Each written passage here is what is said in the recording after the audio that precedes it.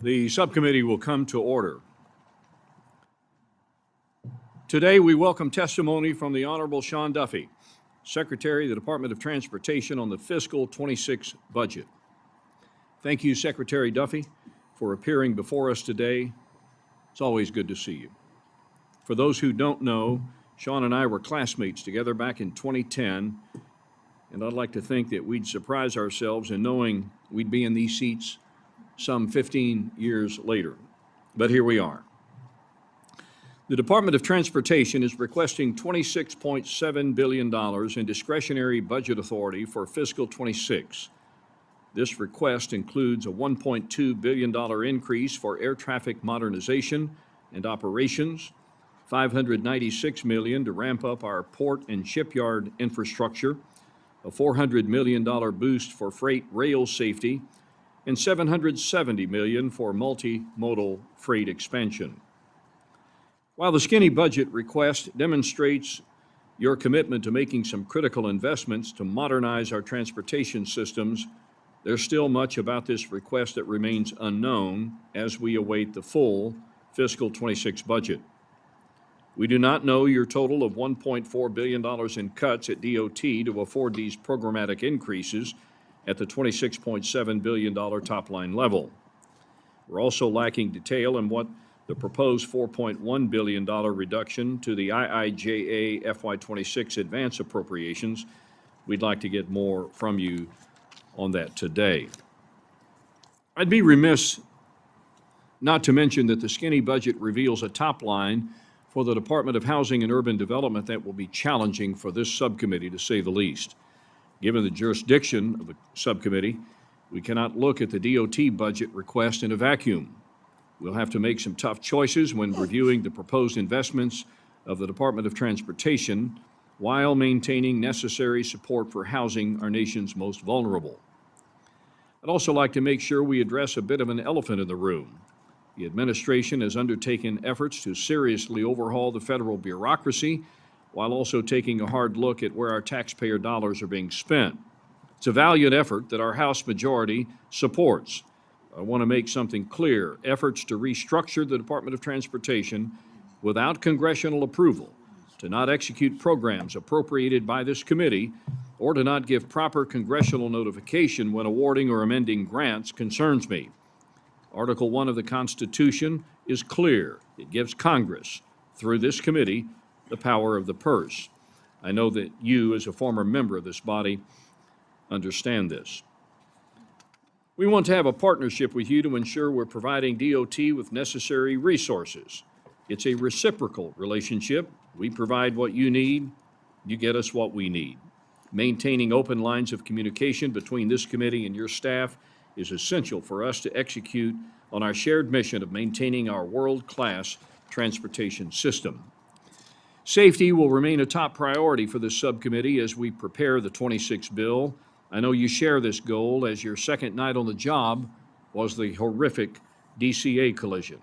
You've taken swift action to ensure the safety of our airspace, and I know the NTSB appreciates your partnership as they continue their investigation into that accident and many others.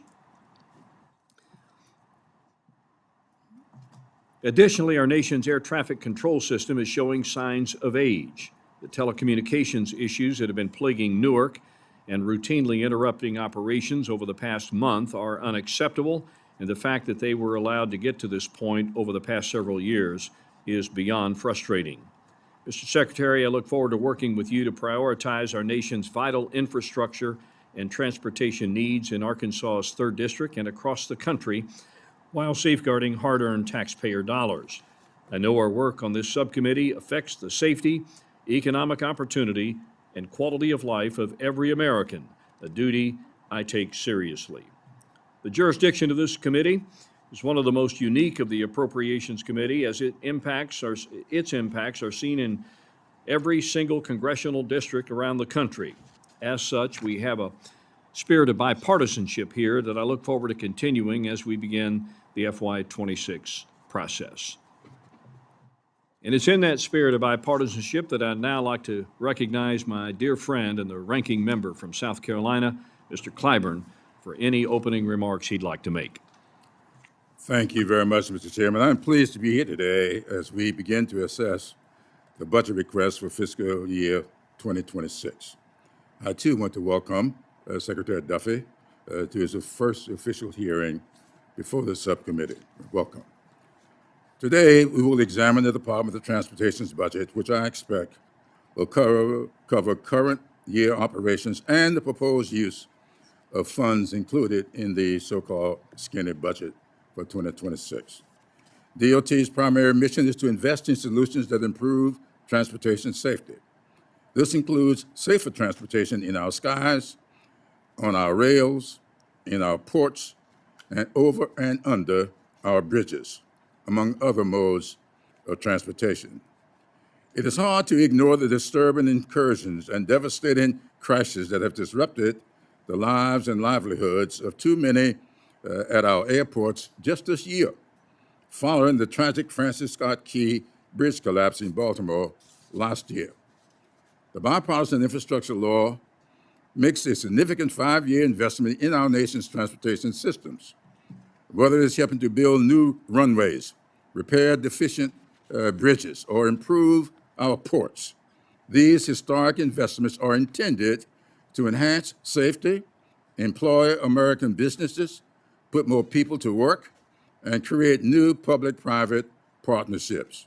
This law, combined with targeted investments through the annual THUD bill, was supposed to serve as a catalyst for our economy and quality of life. However, I'm deeply concerned that this administration's deliberate withholding of more than $40 billion provided by laws approved by this subcommittee and reductions to DOT's workforce halt any meaningful progress in transportation safety. Instead, we see thousands of qualified federal workers and contractors, including air traffic controllers, made up of women, people of color, and veterans, pushed out of highly skilled jobs.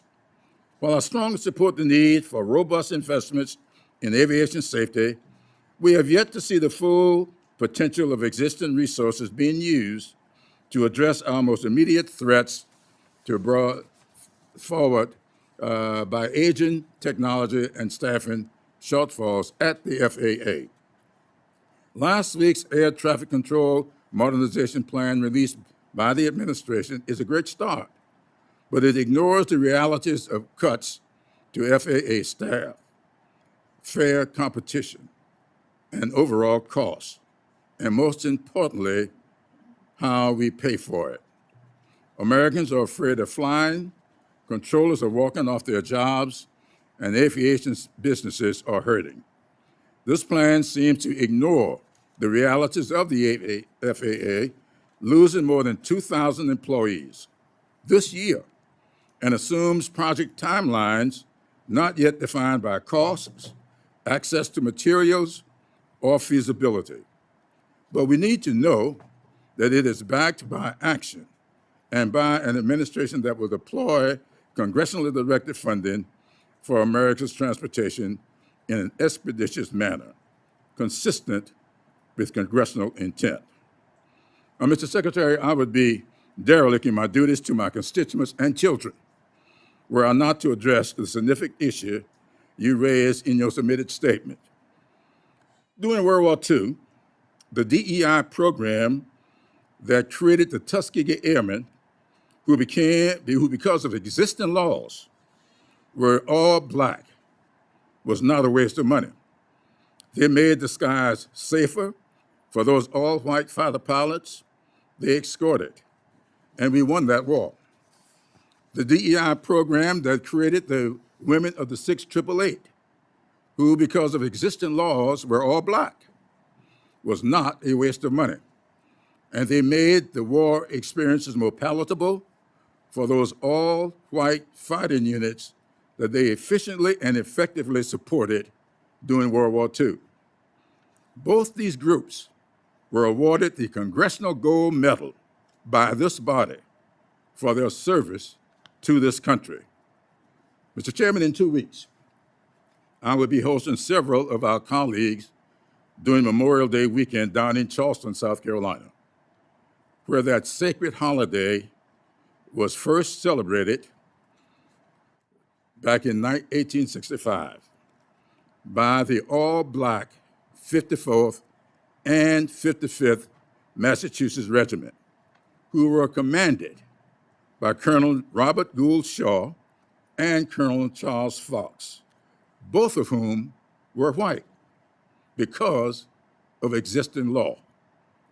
Mr. Secretary, I believe this subcommittee can work in a bipartisan fashion to deliver safer transportation networks for the American people, and I look forward to hearing from you about how we can best serve America's resources and talents to build a safer and more secure country.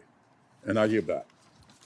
Thank you, Mr. Clyburn. Before I recognize the chairman of the full committee, let me acknowledge the presence here in this hearing room of the parents of First Officer of Flight 5342, Sam Lilly. Tim and Sherry, we share our deepest condolences for your loss. I want to thank you for being here. Sam's legacy lives on in your efforts here in advocating for safer skies. Please know this work is not in vain. We hear you, and we will make sure to do right by you and your son in our work to invest in our aviation system. We welcome you to the proceedings here this morning. And now the full committee chairman of the House Appropriations Committee, my good friend from the great state of Oklahoma, Mr. Cole. Thank you very much, Mr. Chairman. Before I begin my formal remarks, I want to associate myself with your remarks about our guests here, and we want to thank you very much. We share your grief and your loss, terrible situation.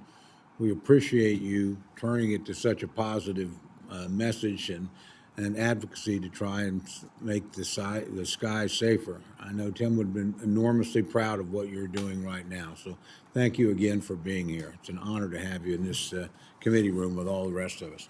And again, before my formal remarks, I got to tell you, Mr. Secretary, and I say that with great pleasure, it is wonderful to have you there. It's wonderful to see the energy you're approaching your job with, the commitment. I'm very proud of you as a former colleague and look forward to working with you in the months and years ahead.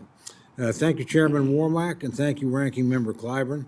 Again, I want to welcome the Secretary. It's very good to have him back, even if it's on the other side of the Chamber's dais.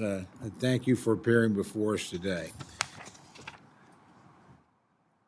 We're focused here today on ensuring that the FAA and our other safety agencies have the resources necessary to prevent future tragedies. It's one of the most significant duties we have, and we do not take it lightly on either side of the aisle. As we advance the fiscal year to 2026 process, effective investments in our nation's transportation systems are a priority. Secretary Duffy's team at DOT has already made great efforts to ensure we are directing taxpayer dollars to infrastructure and safety improvements that are worthwhile, taking a fine-tooth comb to thousands of funding decisions made by the previous administration. This subcommittee will further these efforts as we look at the FY26 bill, making sure we support programs that improve infrastructure while taking a hard look at those programs that are wasteful and duplicative. But make no mistake, the fiscal discipline will not come at the price of safety, and we will continue to ensure safety is an utmost priority in the FY26 THUD bill. In my opinion, there's no greater example of carrying out that mission than at the Mike Monroney Aeronautical Center. In our final FY25 appropriations, we provided funding to train an additional 2,000 air traffic controllers.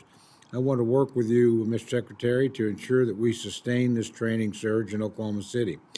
We have the land, the facilities, and the world-class staff at the Monroney Center to ensure that controllers receive in-person, focused, state-of-the-art training.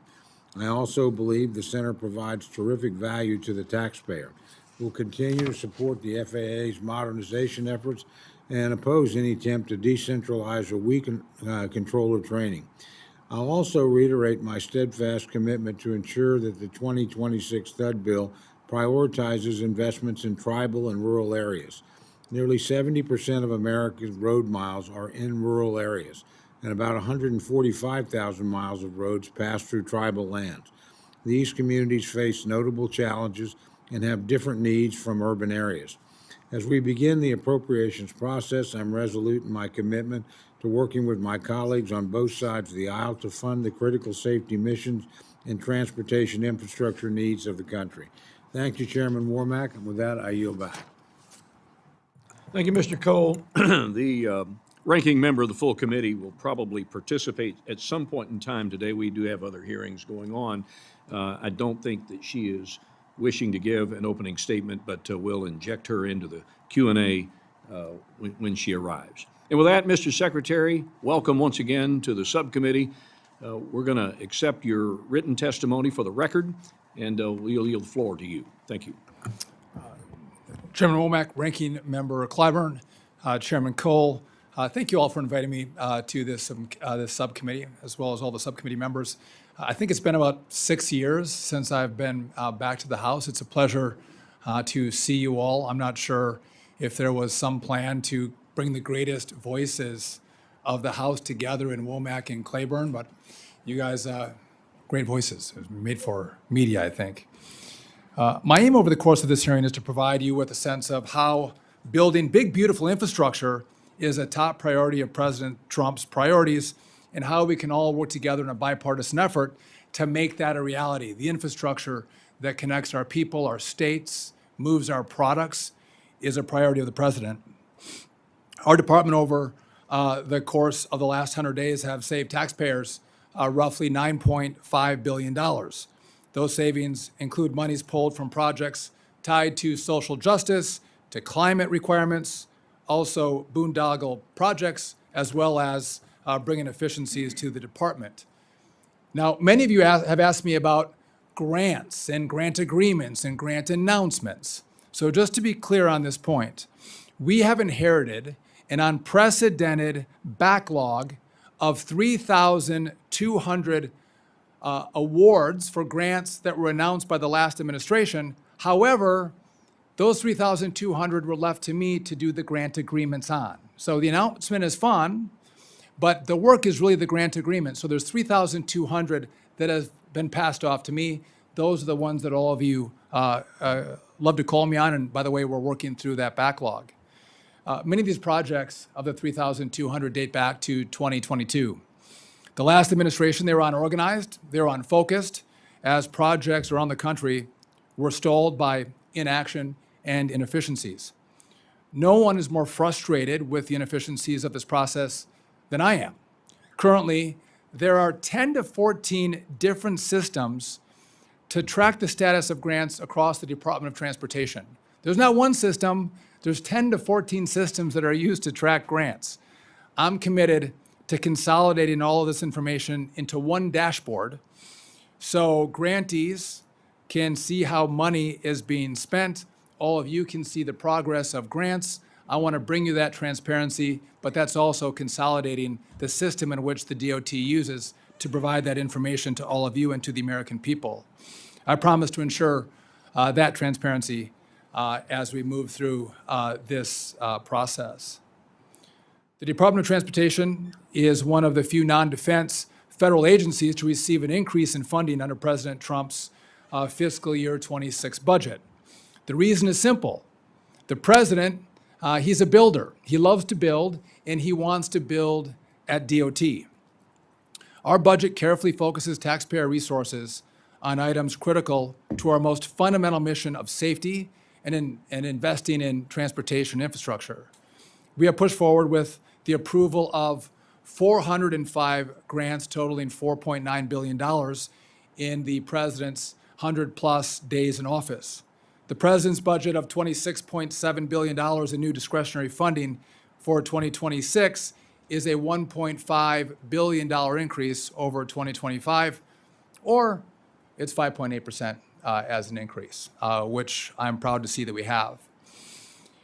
We do not want to take additional funds from hardworking taxpayers for granted in this era of government where it's become too big, too inefficient, and too wasteful.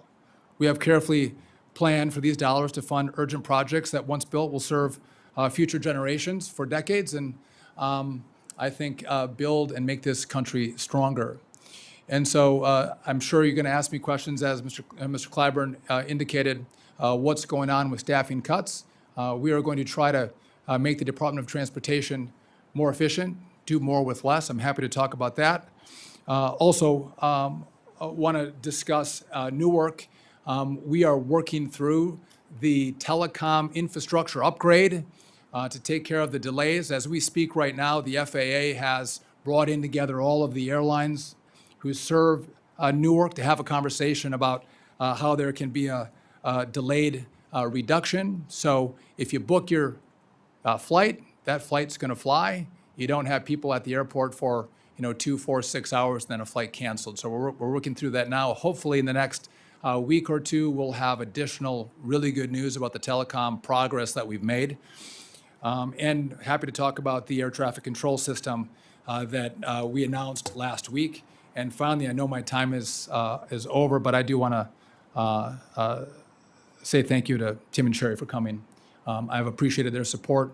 I've gotten to know them since January 29th and the loss of their son Sam, and they have been a force for good, and I'm grateful for their partnership. I'm grateful they're coming here today, and I think this is a moment where we're trying to pay what happened in late January. We're trying to pay it forward to make sure we don't have another set of families of 67 people that have to fight to make sure they have a system that's going to work. So thank you for being here.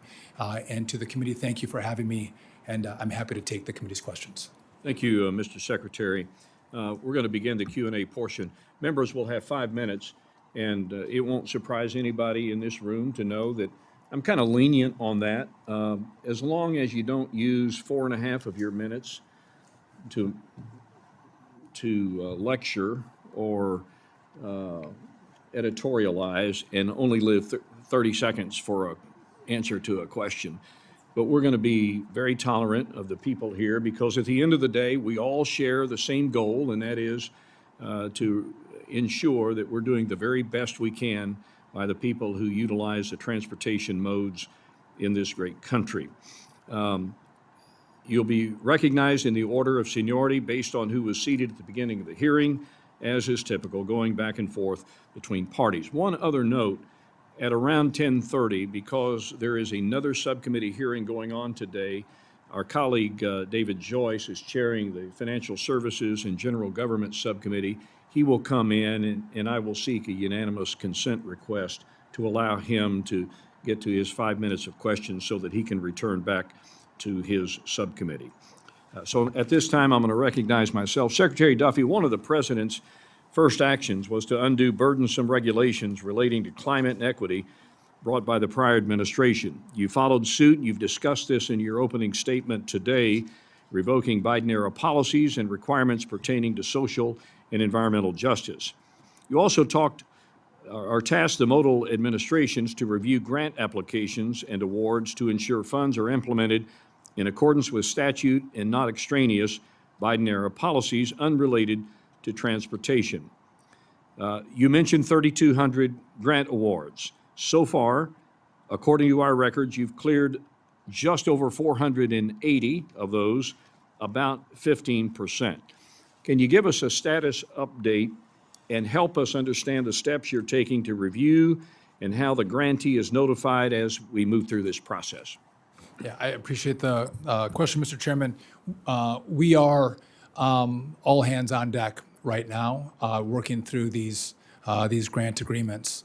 And again, I think you're going to see progress ramp up. But if we look over the past 4 years, there's a few months where the last administration was able to get more grant agreements out the door than we have. But by and large, we are moving at a near record pace. And we're going to continue to move at that pace. I know how important these projects are to all of your states and your districts, and especially as we come into the spring building season, or we're in the spring building season, how important it is to get those agreements signed. What are your limitations? Well, it takes time, right? It takes time to go through and think through these grant agreements. I will say there's a level of bureaucracy, not just at DOT, but I think throughout government. We need to streamline that bureaucracy. Again, we have to do it right, but we're looking for efficiencies. How can we do it faster? We're looking at using AI tools, as well as other technological tools that we could deploy that could help us move faster on these grant agreements. We're in that exploration phase right now. I want to talk a bit about staffing for a moment. Longstanding language in our bill that requires notification prior to any program elimination or major reorganization. Over the past few months, we've seen a series of efforts by the administration to reduce the size of the federal workforce. And I think a lot of us up here would agree that the federal bureaucracy has become bloated. But I think we need to be a little bit more precise in downsizing a department with a mission as critical as DOT's. The dismissal of probationary employees has brought a reduction to the workforce of 3,000. When you add 2 rounds of buyouts, DOT will see a 12% reduction in staffing since January of 20. I also understand that OMB requested a reduction in force plan to be submitted by mid-March. So the question is pretty simple. How many departures can you handle without eroding the ability to carry out a safe and effective mission? So first off, you mentioned the reprogramming, and I know there's requirements to report to Congress if there is going to be reprogramming. We are working through some ideas right now on how we can streamline the department. When we've completed those ideas, we will no doubt share them with you for your consideration. Listen, we can do more with less, Mr. Chairman. And if we do more with less, that means that we'll have additional money, I think, through this committee to put back into the infrastructure that so many of us dearly want in our communities. And so the DRP is maybe not it's not a scalpel. People are willing to take an opportunity to retire, to resign. We should take them up on that. And if we have shortfalls, I am mission driven. The president loves this department, loves the work that we do. You all care about the work that we do. If I have to hire people back in, I'll do that to make sure we can do the work. But if I have people who don't want to be there, that want to take the offer, well, let's get some people in who are hungry to do the work. That's what I'm looking for. And so we're gonna make it work. It's not a scalpel, but it's an opportunity for us to reduce the force, get the work done, and save the American people money. I thank the gentleman. Mr. Clyburn. Thank you very much, Mr. Chairman. I noticed, Mr. Secretary, I made reference in my opening statement to your submitted statement where the term DEI was used. In your oral statement, you used the term social justice, which is fine with me. I would call your attention to the fact, however, that also raises an issue with me. We know what social justice has meant in this country. I'm a native of South Carolina. My parents, grandparents, all South Carolinians, where the Civil War began, where enslavement in this country really became the #1 economy that made South Carolina the biggest economy in the country, all because of enslavement. Now, we have done some things in this country to overcome all of that. And one of the things we've done is to make special investments. My late wife, to whom I was married for 58 years, had to walk 2.5 miles to school every morning, right past the white school where the white kids had buses. That was social injustice. And this country has made a big investment to get beyond that. And now, all of a sudden, we see this as wasteful government spending. I don't think so. I think this is wise investment in a country that has challenges that we need all people involved in. And in the Department of Transportation, where I spend a lot of my time here in the Congress, we've had some rules and regulations about how to build highways, where to build highways, where to put those bridges. And we have done some things to stop that injustice. That's not wasteful spending. And so I would like to know exactly when you make these decisions, what kind of decision-making goes into the fact that if I raise the issue that this bridge or this highway is busting up a neighborhood putting the children on one side of the highway and the schools on the other side of the highway. I'm not telling you what I think, I'm telling you what happened in my neighborhood. These are social injustices that I think we as a government has got a responsibility to make sure that does not happen going forward. So I love builders. I'm a bridge builder myself, not trying to get from one side of the lake to the other, but a bridge builder to the future for my children and grandchildren. And I think social justice is an area that we need to pay attention to. And I would like to know, how do you make decisions about that? So, Mr. Clyburn, Congressman, I'm well aware of your history, and I think America should be proud of your history and all that you've done. I'm talking about something very specific in regard to DOT. Okay, I'm not talking about the broader political conversation.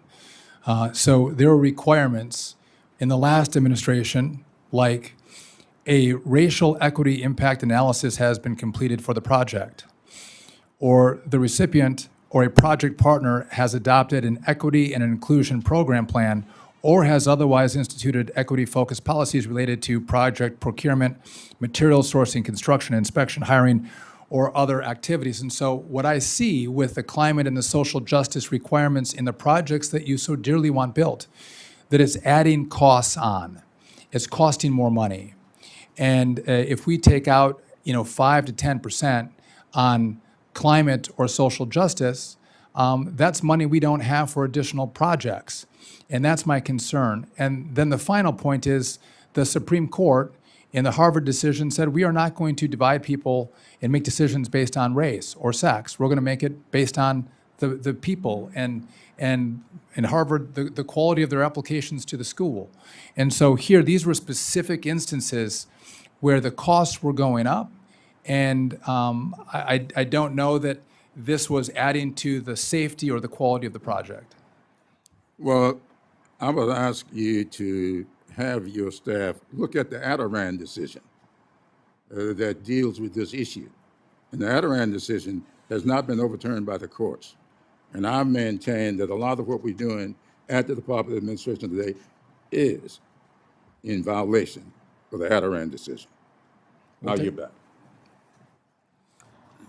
Chair seeks unanimous consent to recognize Mr. Joyce out of order since he has some other duties he needs to fulfill. Hearing no objection, Mr. Joyce, you're recognized for 5 minutes. Thank you very much, Mr. Chairman, and welcome, Secretary Duffy. Mr. Joyce? Mr. Secretary, in FY19, the Department of Transportation launched a port infrastructure development program to increase port capacity and resiliency while modernizing an aging port infrastructure. Since then, the department has distributed more than $2 billion to port authorities, tribal, state, and local governments and private companies. While 70% of these funds went to the West Coast and East Coast ports last year, only 2% of these funds were awarded to the Great Lakes ports. I'm concerned that under the previous administration, these funds were not being distributed fairly across all regions. In your testimony, you mentioned your budget request provides the Maritime Administration with $596 million more than FY25 enacted less. How will your request help ensure ports in all regions of the country have access to needed funding so that they are able to operate at full capacity? So I thought you might ask me that question. So I asked MARAD, is there a disparity in the money that goes to the Great Lakes? And they're telling me no, but I'm going to investigate that a little bit further. As you know, I'm from northern Wisconsin, and we care about Lake Michigan and Lake Superior, and equal access to resources is important. It's a driving force in the economy in our region. So I understand that. I'll continue to have this discussion with MARAD, and would look forward to getting back to you and getting you the information that I find. Thank you. I've been open about going for all the Great Lakes. I haven't just pushed Lake Erie. But can you describe any plans your department has to ensure and improve that regional distribution of federal assistance under the Port Infrastructure Grant, or is that something that you need to? Well, we're working through our plans right now, and would be happy to partner with you as we review that and look at it. Many aviation stakeholders are still concerned about the challenges the FAA faces in reviewing medical certificate applications, as well as the steps it's proposing to streamline that process. According to stakeholders, two of the main issues causing delays in the FAA medical certification process are first, the outdated paper-based system used to submit and process medical records, and second, the limited availability of specialist review panels, which only meet every couple of months and can only review a small number of cases at a time. These challenges create long wait times before a physician can even begin reviewing a case, leaving both the pilots and the aviation medical examiners stuck in a stressful and often frustrating holding pattern. Would you, Secretary, do you describe any actions your department's taken or plans to take to streamline this process, reduce costs to taxpayers, and ensure pilots can safely return to the air in a timely manner? So this is an issue that I too have heard a lot about. A lot of pilots have reached out. It is too slow, it's too laborious, complicated. And so I've had conversations with the FAA on how we can improve this process. And I'd be happy to, again, circle back with you and talk about how we're going to navigate making this process more responsive and quicker. And I understand and fully appreciate the fact that you've inherited a lot of problems in a small period of time. And I've seen you work, that you'll be able to work through this process. I'll throw out one last thing, is I had an opportunity under former Chairman Schuster and Secretary Chow to go to Canada to see the system that they have in place up there for the aviation control. And I know that there's some issues with it, but there's better systems that exist than what we have in place. And then been in the towers to watch the people have to transfer paper. I can't believe that in this day and age, this is an American system, but I know under your leadership, we'll get that problem fixed. Thank you, sir. I yield back. Thank you, Mr. Joyce. I'm going to recognize now the full committee chairman, Mr. Cole, and Ms. Torres will be on deck. Mr. Cole. Thank you very much, Mr. Chairman. First, to my friend from Arkansas and certainly the Secretary, I had the privilege many years ago, or a number of years ago, actually chairing this subcommittee. And I had a pretty simple philosophy on anything that was safety related that an administration proposed. And it was that we would match or exceed anything that related directly to safety. I didn't want that issue to ever become a partisan, if you had funded or not funded kind of discussion. And again, we'll wait and see what we have to work with, but we certainly hope we can work with you on that. I don't think there's any partisan division about making sure the railroads are safe, the airways are safe, the roads are safe, and you're probably in a better position to tell us what you need to do that than we are to tell you what needs to happen. So we'll try and fulfill that same commitment to you. Our air traffic control system, as you know, is facing a lot of strain, particularly at our busiest towers. And I want to thank you for your visit to the Mike Monroney Aeronautical Center in February and your decision to announce a hiring surge immediately afterward was a clear signal of your leadership and commitment to addressing the shortage of controllers that we've seen grow over many years. The FY26 skinny budget reflects the department's commitment to accelerate air traffic controller hiring, requesting increases in FAA operations for a hiring surge in the Air Traffic Control Academy. So we appreciate that, and we're going to try and work and meet your requests there. As you know, the FAA Academy itself is actually a world-class facility. It's trained generations of controllers to the highest standards. And in my view, the complexity and precision required for this safety-critical workforce demands a centralized, hands-on training environment and not a patchwork of remote or decentralized approaches. So, again, we appreciate your efforts. I was very pleased last week, just to update you, to have the opportunity to deal with the acting administrator, and I hope I don't butcher his name, but Richelieu, about bringing additional teaching resources to the Academy. Can you update us on the progress FAA has made toward addressing the air traffic controller shortfall, and how many candidates did we actually hire last year? Yeah, I appreciate the question, and I appreciate the engagement from the Oklahoma delegation. You guys have been wonderful to work with and have given the support to the Academy that's necessary. So what you think would be a very simple set of solutions to get more butts in seats at the Academy is far more complicated than that, and we've been working through streamlining testing, getting the best test scores through the process and in the Academy. What we've done is we have air traffic controllers who are teaching the classes in the Academy, but not all of the classes are specifically air traffic control specific. So we're going to bring in professors to teach the non-specific air traffic control classes. That'll free up air traffic controllers to teach additional classes, which means we get more instructors in the academy, which means we can get more kids, young people, through the academy. So there was a target of 2,000 for this fiscal year of controllers to get out of the academy or to get into the academy. That was not going to be met, but after this supercharge announcement that we made, I think we're going to hit the 2,000. One of the problems that we have, as you know, Congressman, is there's a 35% washout rate at the academy. When I was there, some of the young people said, if you could just give us some help, if there's some tutors that could assist us with just a little extra help we may need. A lot of these washout students in the academy are actually going to make it. They're going to be good controllers, but just give us some extra support. So we've now stood that up as well. If we could get the washout rate from 35% to 25%, we're starting to talk, real numbers, another couple hundred a year. So my hope is we're gonna get above 1,200 this year, with next year hopefully getting 2,200, 2,300 into the academy. And then we've offered a bonus to controllers who are actually experienced. They can retire after 25 years. And so to get them to stay on with that experience, we've offered to pay them a 20% upfront bonus to their salaries if they'll stay. And for every year they'll stay, we're going to give them 20% of their bonus up front.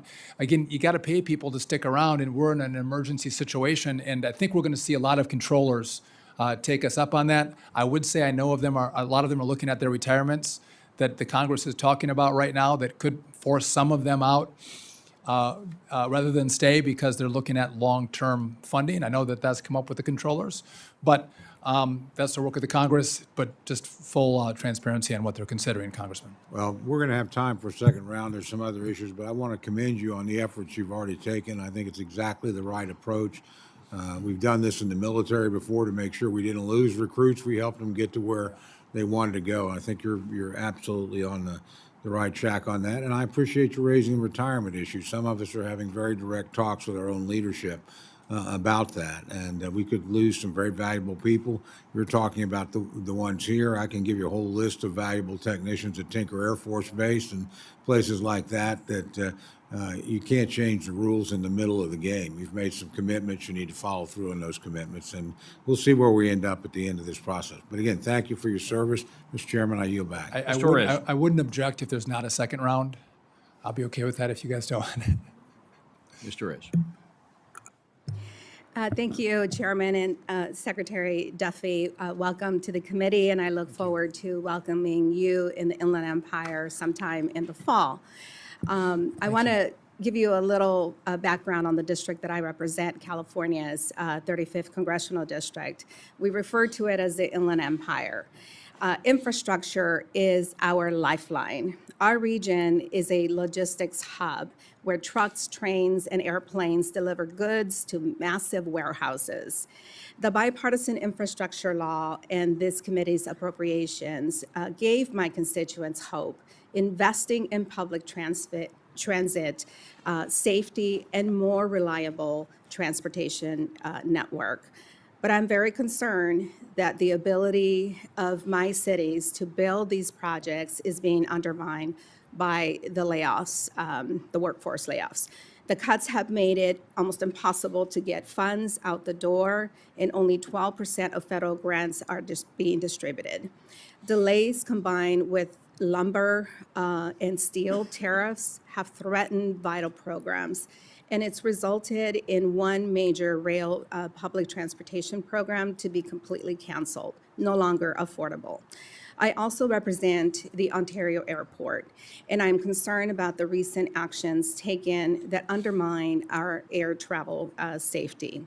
Bipartisan efforts in Congress, as you have recognized, increased funding for air traffic controllers. But the administration undermined that by offering deferred resignations to controllers. And at least 400 of them responsible for maintaining air traffic control systems were fired, resulting in delays to much-needed upgrades. I agree, and I'm so happy to hear what you just told the chairman of the full committee, and I want to make sure that you are successful in hiring those 2,000 people, in addressing the attrition rates, and addressing the training needs of this workforce.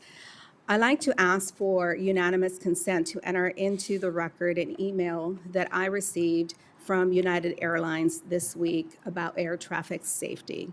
This is an email that was sent to me as a passenger on a future flight that will be flying through Newark Airport. Without objection, so ordered. Secretary Duffy, planes are falling from the sky, some crashing into each other. Air traffic controller systems are unexpectedly shutting down and resetting themselves. Traffic controllers are too nervous to continue in many cases. Praying for a safe landing isn't enough. I'm glad that you recognize that. The flying public, though, needs to hear more reassurances that you and the department and all of us working together are doing everything in our power to ensure that no more lives will be put at risk and that we can continue to fly safely and be delivered to our destination in a safe manner. I also want to address the planned closure of the pipeline and Hazardous Materials Safety Administration regional office in Ontario. It's a big mouth name for an office that does such critical work. This office plays a critical role in overseeing the safe movement of hazardous materials like dangerous gases and corrosive materials, directly impacting the safety of my constituents and the entire region. The Alameda Corridor splits my district in two.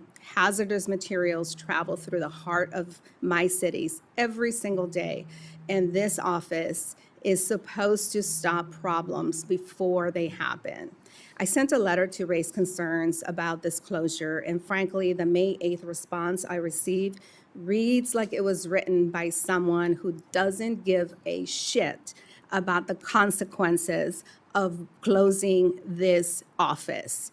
It provided zero assurance that this office would be restored and blamed the lease termination on another agency within this administration. We can't be blaming each other. We have to take accountability for what has happened, and we have to reverse course.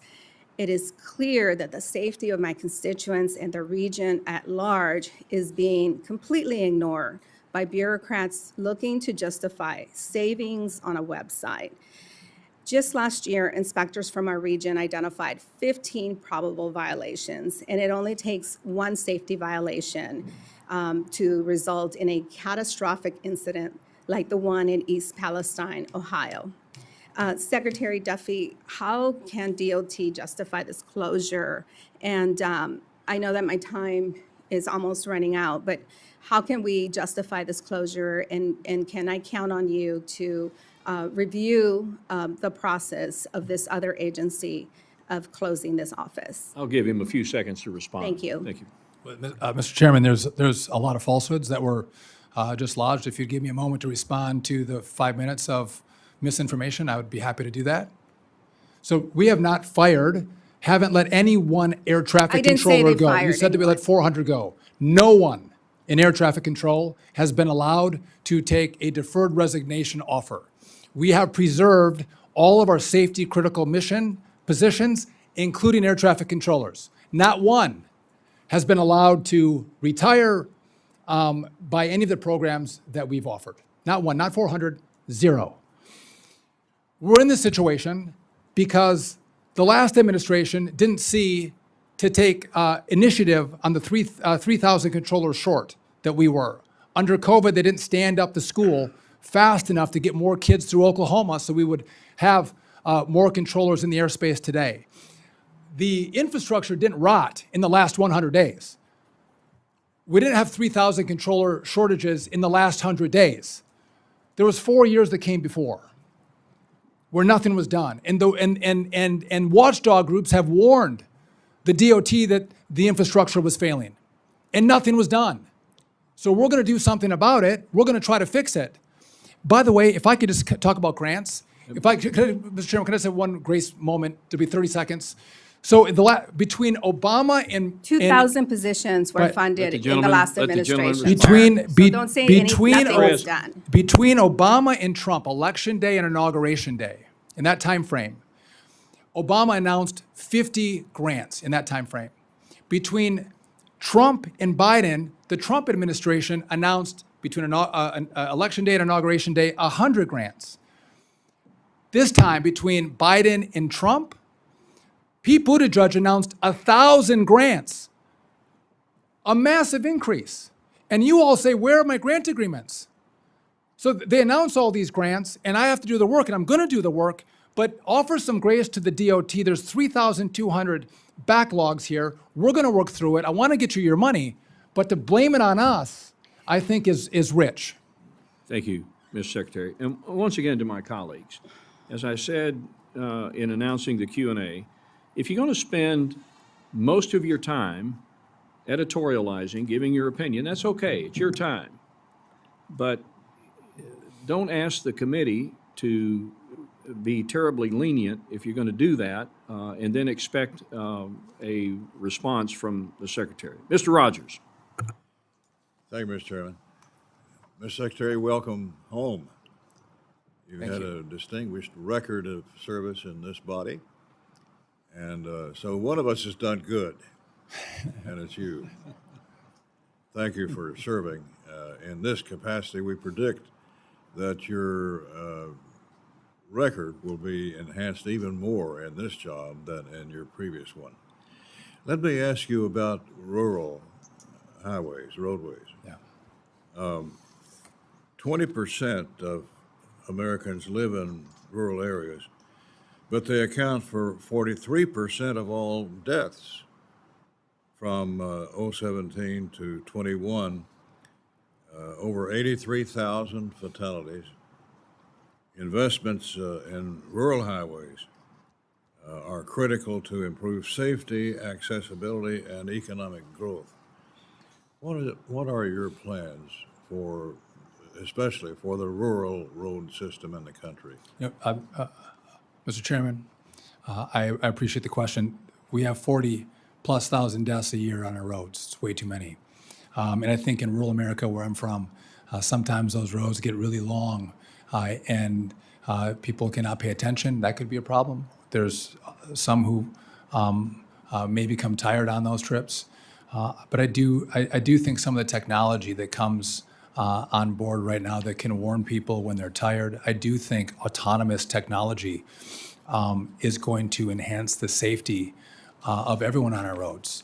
And we haven't really seen substantial movements in the numbers of death over the course of the last decade. And I think this technology truly will save lives and prohibit families from going through the pain of losing a loved one. But again, this is a problem that the department has grappled with, and I do think the answer is going to come through technology. And the same language applies to airports, rural airports.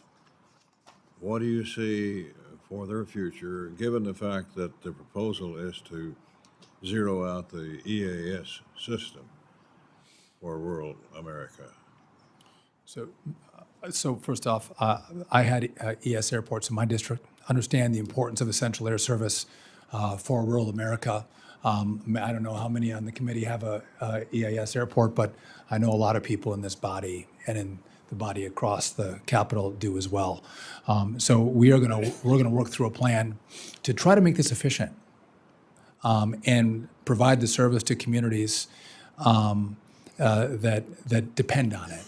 And I'll partner with this committee, bipartisan, as we work through that and navigate service, but doing it more cost effectively. And I hope I'm able to make that happen, and I'll partner with you in that process. Thank you. Mr. Chairman, thank you. Yield back. Mr. Quigley. Thank you. Mr. Secretary, I appreciate what the chairman is saying, and I think he'll tell you that he and I have a very solid history of bipartisan, pragmatic ways of trying to get things done. So I want you to know, this is pragmatic. If it rolls, floats, or flies, it comes through Chicago. This is too important. O'Hare, Lake Michigan, 1 in 4 freight trains goes through Chicago. So the criteria we talk about with these grants, population, existing infrastructure, age and quality, economic activity, traffic volume, that's all I want to talk about. Great. So we can appreciate a little concern I'd have just from a pragmatic point of view. Putting aside personal feelings, quote, give preference to communities with marriage and birth rates higher than the national average. I'm just not sure what the heck that has to do with the pragmatic issues we're trying to solve very quickly. Numerous studies, Urban Institute analysis, census tracts with higher marriage and birth rates have more households with access to a car. They also feature a much higher share of residents who commute to Kurt while driving alone, who also a lower share of people who walk, bike, or take transit. We're actually, if you follow that, going to add to congestion issues and traffic volume and therefore pollution. It's sort of contra to the pragmatic aspects that we're trying to get done here. So a lot of transportation activity in Chicago. I think you now have a pope from Chicago too, that you guys don't stop. But he's a Sox fan, so I digress. I hope he's not a Bears fan. That's all I can say. But I do think this is one factor to look at. And the reason I'm looking at, I mean, Mr. Scalise's 50th Louisiana, I suspect he might be concerned about this too, so it's bipartisan. so listen, by the way, I think infrastructure is bipartisan. This is probably one of the most bipartisan jobs you could get in the government because. Tell me why we all- marriage matters. Because I think if you look at marriage and birth rates, that's going to lead to future needs. Where you have families developing and where you have kids being born is where you're going to have population. And then when you have population, that's going to mean you're going to need infrastructure needs. But it's not the end-all, be-all. I'm not making decisions at the DOT based only on marriage and birth rates. I said that's a factor that we should consider for future growth. Back to the studies that show it does just the opposite, that those census tracts tend to be wealthier, frankly, more white, and less need of public transportation. So you're actually working against the need. They're more likely to drive in a car by themselves. I'm sorry, will you explain that to me? I'll give you the studies and the footnotes, but we'll start with the Urban Institute analysis. But so the more kids you have in an area, the less transportation needs you'll have? Is that the study? No, the census tracts that have the numbers that you're talking about are wealthier. They're more likely to drive where they're going with a single person in the car. A whole bunch of factors that add to greater congestion. They are wealthier, so there are communities that need public transportation less. These are all statistical. I'm just saying, putting aside the personalities, that's it's a fine. factor that moves us in the opposite direction. I'd love to. I'll look at the study and I'd love to talk to you about it. But from just what I've seen with the data, it's not white families that are having more kids. It's other families that look like mine that are having a lot of kids. Population and population trends is a criteria that makes sense. It's what we're already used. But you're talking about something that works in the opposite direction, and it doesn't help the situation. Well, again, where we have children, we have families, we have population growth, and we'll need infrastructure. I think that's pretty simple. The notion is that you want to help families with kids. Generally, you want to help families. You want to help families with kids. Well, I think families are great, and I think kids are Yeah. great. But I also think that You want to support families with children. Well, no, I want to support infrastructure needs of the future, and where we have families and kids is where we're going to need infrastructure. Where I think we're going to see growth. I think that's fair to say. But what you're going to have with more kids, and you're going to have poorer census tracts, they're going to need more public transportation. This is going to skew us toward highway projects, road projects, and fewer listen, projects for mass I think- transit. Listen, That's just statistically true. If we need more freight to bring in more goods, more diapers into these communities, we can talk about that. If we need to, if we The need, second if we need, round, if we I'm need sure public, we will. Transportation in these areas where we're having more kids, we should talk about that as well. This was not one-off highways. we'll look at the whole department and all the modes and how we can serve the future of I just want population you to growth. appreciate, this is the pragmatic, personal feelings aside. We'll do that in the second round. I appreciate that. Thank you. Thank you. Yeah, we'll take up the diaper dandies in round 2, okay? Mr. Quigley? Ms. Bice? Thank you, Mr. Chairman, and thank you, Mr. Secretary, for being with us. And I want to take a moment to reiterate Chairman Womack and Chairman Cole's condolences to the Lilly family. Thank you for being here and working with us to ensure that we continue to have the safest skies in the world. I, as Chairman Cole, also represent portions of the Oklahoma City area, and I'm proud to represent thousands of FAA employees in my district who work at the Mike Monroney Aeronautical Center. I want to thank you for your recent visit in February, and I'm glad you're able to see the critical facility and the great work that's being done there. I want to share with you a quick story because I think it is an example of how broken things have been. After I was elected, I tried to get in to see FAA, Mike Monroney Aeronautical Center, for quite some time, and the former Secretary of Transportation made it very difficult for the staff to allow me in. I finally got in October of 22. And keep in mind, the White House was open in August of 22 for visits again. But it was, when I arrived to the facility, I was required to answer COVID protocol questions. Secretary Buttigieg still had these protocols for certain facilities in place, and it was pretty shocking to have to answer those questions. So it's refreshing to have someone come in and focus on the mission and actually what needs to be done to improve the safety of our skies. The FAA workforce in Oklahoma is crucial, and the Academy is a national asset that prepares our air traffic controllers for the rigors of a very difficult job. Mr. Secretary, as you know, the Academy relies on timely medical and security screenings as well as capacity in field training facilities to move candidates through that pipeline in a timely fashion. I have a particular concern with the lengthy delays of the medical screening process and the field training, but I was excited on your recent actions to address the factors as part of the Supercharge initiative. And I'd like you to talk a little bit more about that and how we can move these folks through the pipeline faster. I appreciate the question. Yeah, so, by the way, if you all haven't been to the Academy, it is amazing. You should all go. It's really remarkable how we train up air traffic controllers. But yeah, we were having this issue where it was taken up to a year and a half once you apply to become a controller to actually get a spot in the Academy. And the issue with that is if you're 25 years old and you're waiting a year and a half, you're going to go find a different job. You can't wait for a potential seat at the Academy. And so one of the holdups was the medical exams. And so we've worked with our doctors, which, by the way, it seems like it would be easier than it actually was. We've incentivized them with additional pay to take our applicants earlier, so we get our appointments scheduled faster. And then it was taking, months to get the reports back. And so we're going to give them a bonus to get those reports back to us in 2 weeks.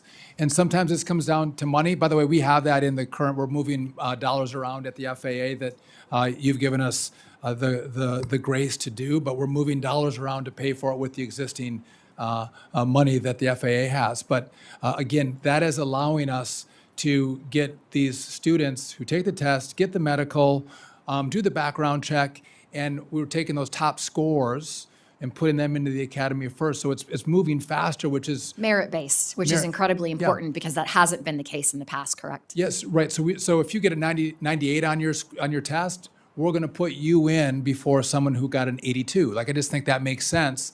And the opportunity to not have that student wash out is way better. So I think, because the washout rate becomes a real issue, and the best qualified students will give us a lower washout rate. But so thank you for recognizing the hard work it took to try to figure this out. Well, I appreciate the focus on that. And I do want to touch on technology, but I also want to make one quick note. You mentioned in your testimony grants and the number of grant programs that and processes that you're having to deal with. And that's a focus for me because it's obvious to me if it's happening at your agency, it's happening across government.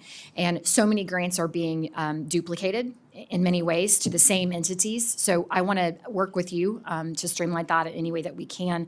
Last, I just want to quickly ask you to touch on the technology upgrades. You had a great visual when you did your press conference showing floppy disks I'm of the age that I know what a floppy disk is, but my 24-year-old does not. What are we going to do to invest in technology to get our air traffic infrastructure up to really snuff up to the 21st century quickly? Yeah, I appreciate the question. We have a whole problem. And if you look at the infrastructure around air traffic control, I don't think there's anything there to save. If there's some scraps you could offer a junkyard, that's possible. But really, this is 80s. Our radar is from the 70s. We have a couple new ones from early 80s. I mean, that's how old the stuff is. But if I'm really honest with you, I don't think it's been done because it is really hard. We're going to update the telecom, moving from copper to fiber. By the way, that's really fast. We actually have to slow down the fast speed of fiber to then make the equipment that we use in the facilities make it think it's as slow as copper. Otherwise, because it can't take the high speed, it's so old.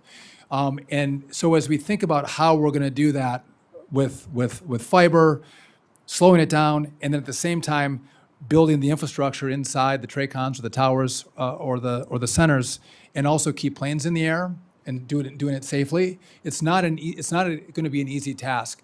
Newark has to be addressed and has to be addressed first.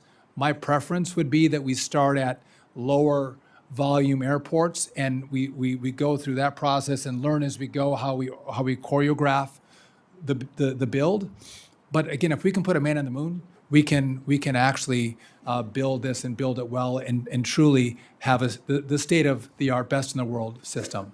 My airport manager back home may not like this, but I'm happy to let you experiment on the Oklahoma City Will Rogers International Airport on that project because I think it's crucial to ensuring safety across the nation moving forward. So with that, Mr. Chairman, I yield. Nice attempt to get to the front of the line. Anyway, we hear you. Ms. Watson-Coleman, welcome. Mr. Chairman, I apologize. I was at the other hearing. Mr. Duffy, good morning to you. I come from New Jersey, so you know I'm going to ask you about the Newark Airport. Yeah. Because it's very frightening what we've been experiencing. And I even know that you diverted your wife from Newark Airport to LaGuardia out of a sense of security. So in general not true. and in specific, that's not true? No. Maybe we're so used to false information coming out and about this administration. It's partially true, but I'll explain that. Okey-dokey. I want to know specifically, what are you proposing to do to eliminate those problems that have impacted safety, security, and landing in Newark? Yeah. What are you proposing as it relates to ensuring that the appropriate staffing exists in addition to the issues with infrastructure? And how do you see the time frame taking place? Thank you for the question. So I did, with all the delays at Newark, my wife had to do an event, and she was in the city of New York, and so I did. I moved her from Newark to LaGuardia, not for safety, but because I needed her flight to fly. She had to get there. Now, someone had clipped some audio of that and made it seem like I was talking about safety. I fly out of Newark all the time. My family does. Yeah, So I accept that. thank you. I appreciate Thank that. you. It was breaking the rounds, and it was not I know where that came from. But so here's what I'm doing. So first, the Newark, Teterboro, and Morristown used to be controlled by N90, which was in New York, right? That had LaGuardia and JFK controlling all that airspace. It was the N90 TRACON. Last summer, the last administration moved the Newark airspace from N90 down to the Philadelphia TRACON. And I think two issues happened. They didn't test and make sure the lines were hardened, the communication was hardened when they did that. And the second is they didn't move the STARS system, which helps interpret the radar from N90 down to Philadelphia as well. So those are the two problems. There were outages in October and November as well in Newark. So here's what we've done. We had fiber laid at the airports. You can't just deploy it. We want to test it right now. So at the airports, that's being tested today. We're working with Verizon, who have been great partners with us, to get us all fiber going from the airports down to the Philly TRACON, from Newark to Philly. I don't want to overpromise and underdeliver for you. That was going to be done actually next year, I believe. Then it was going to be done in the fall, then the summer. I hope to have even better news for you. But we're working at lightning speed and pace to get this resolved in Newark. Again, today the FAA is having a conversation about how all the airlines can come together to reduce the flights at Newark. So if you book your flight, you know it's going to fly. And I do think it's important that we slow the flights, because we don't want to have more flights than can be controlled in the airspace and then make this less safe. So I want this to be safe and do it at a speed that we can Thank you. So- control. That speaks to infrastructure issues. Yes. Technology issues. What about staffing issues? What about tower control Thank you. staffers and the people that need to have eyes and ears and, responsibility for the Yes. safety and security at the airport? So I think the last administration moved it because they were having staffing issues at N90 and they thought they could better staff it at Philadelphia. That was one of the rationales. Just to be clear, so if you have a 20-year controller, well-experienced, working the Denver airspace or the Chicago airspace, and I go, hey, let's move them over to the Philly TRACON and let them control Newark. So You can't do I'm that. asking you, what are you going to do about it? Well, so I'm trying to, so just, let me make this point. You can't, it takes a year, even for an experienced controller, to get trained up in the Newark airspace. You just can't move them around because they have experience as controllers. So what I've done is I mentioned this earlier, but I've offered to pay a bonus to air traffic controllers to not retire after 25 years, but to stay on the job. We're going to pay them 20% upfront cash, and every year they stay, we're going to pay them. And we're supercharging, young people coming into the academy. But you can't fix this overnight. I can't fix this in a couple months. This is going to take us, a year, 2 years, 3 years. Thank you. So on one hand, I see that there are cuts that are proposed to the FAA budget. On the other hand, I see, or the IIJA budget is being cut, or the access to that money is being cut. Is one trying to offset the other? When we look at what seems to be a need for an increase, something that Secretary Buttigieg responded to, we're now trying to figure out are we robbing Peter to pay Paul, or are we going to add to Peter and Paul? Oh, I think the budget is we're adding to Peter and Paul. The only IIJA money that was reduced was the NEVI money. That was the $7 billion for chargers. Then you didn't get charges for the money that was spent. So that was in the budget to be taken away. But no, we're adding to the IIJA by $1.5 billion. And I forgot your question was something specific. But we've added money to it. And yes, and again, we haven't let any controllers go.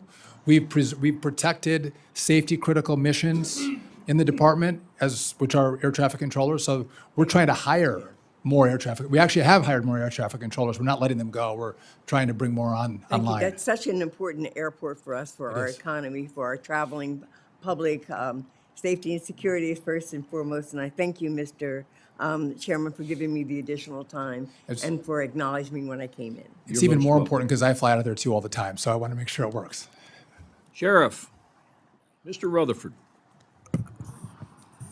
Thank you, Mr. Chairman, and Chairman Cole and Ranking Member. Thank you all. Mr. Secretary, it's great to see you here this morning, or this afternoon, I guess. But I want to talk a little bit about, I saw where you had a trip to the United States Maritime Academy. Yeah. And that's a particular interest to me. And so I believe we share that interest with President Trump, actually, in revitalizing the U.S. maritime situation. Because it's not only critical to our economy, it's also critical to our national defense. And so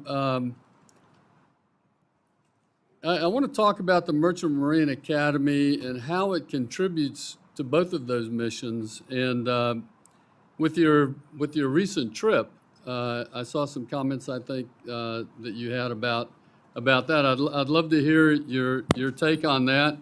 And also, I see a real commitment here to MARAD through the 596 plus up billion. So Could you talk to us a little bit about your vision and your visit to Yeah. the Merchant Marine Academy and where you think we ought to be going with that? So if you guys all go to Oklahoma City to tour the academy, but also if you all went to Kings Point, these kids here are some of the most amazing young men and women that I have a lot of kids and met a lot of kids. These are some of the most amazing kids I've met, and this academy is unworthy to have the name America associated with it. It is dilapidated. The kids went 4 months without hot water. They had cold showers for 4 months at an American maritime academy. They're eating off of paper plates, if they even get a plate, because the dishwasher's broken. I mean, that we would allow that to happen for young people in this country who want to serve their country, and they're smart and they're strong and they're dedicated, and so I've committed to them. I want to fight for them, and I think all of you, if you saw the kind of young people that are there, and the kind of heart that they have, you too would want to fight for them. And it's important because, one, if we're going to build ships in America, which I hope we do, we need young mariners to sail those ships. Amen. And these kids are amazing that come out. But also, if we have time of conflict, they're the mariners that support the military, moving goods and actually people as well to support the military. So we need them. And by the way, a lot of them also will then finish the academy and enlist in the armed services too. So if you go, there's mold. There's just it's been forgotten.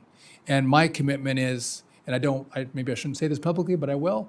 I want to keep the Merchant Marine Academy at DOT. I think we can serve them very well. I think this committee can serve them well. If we can't serve them, I think we should give them up. We should give them to the Marines. I don't want to do that, but they deserve better than what they're getting. And it's an American priority. Thank you. I'm really glad to hear that. And I also want to acknowledge the $105 million additional for upgrading some of our shipyards, because we absolutely have to improve on that. I'd like to switch gears here and ask you about another issue. In Jacksonville, Florida, which I represent, the Transportation Authority there has become a leader in autonomous vehicle circulators. The U2C program there, the ultimate, it's called the Ultimate Urban Circulator, and autonomous vehicles play a big role in that. And I know as we look to our highway systems even, autonomous vehicles are going to start to play a part, I think, even in our dray situations. So can you talk just a little bit about DOTs? How do you see DOT playing into the nationwide plan for autonomous vehicles? So some people think of us at DOT as hard hats and the orange vests. I think we are one of the most innovative places in all of government right now with autonomous vehicles, eVTOLs or the Ubers in the air, and drone technology. So if we don't have the right rules in place, allowing this technology to advance at the right speed, you can't let them go too fast. You can't have them go too slow. But if we don't do it here, China's going to do it. And as this technology develops, we're going to use Chinese products in the U.S. for autonomous vehicles, which, by the way, I think poses a grave national security risk to the country. And so we are working to get the right information with those who are making autonomous vehicles and want to allow them to deploy those vehicles and test those vehicles as the technology advances. And I do think we need one national standard. You can't have 50 states with 50 different standards. We need to let them develop to one standard, and that's what we're doing at DOT. And by the way, the innovators have been very cooperative with us, giving us the information that we asked for, so we can make the right rules around the vehicles. Perfect. Thank you, Mr. Secretary. And my time is up. I yield back, Mr. Chairman. Mr. Aguilar. Thank you, Mr. Chairman. Appreciate the opportunity. Welcome, Mr. Secretary. Thank you for being here, Mr. and Mrs. Lilly as well. Mr. Secretary, as the chairman mentioned, chairman of the full committee and chairman of the subcommittee, safety is of primary concern to all of us. You see that in the questions that are being asked by both sides. I can't help but ask you to reflect. It's been reported that you've pushed back against some DOGE efforts, with respect to staffing. I want to ensure you've said that safety is first. As the chairman mentioned, notification of Congress is also an important authority and a responsibility that you have. Implementing these grants, I agree it is a time-honored tradition to point the fingers at your predecessor. It's something we do quite often, here up on this dais and in this dome.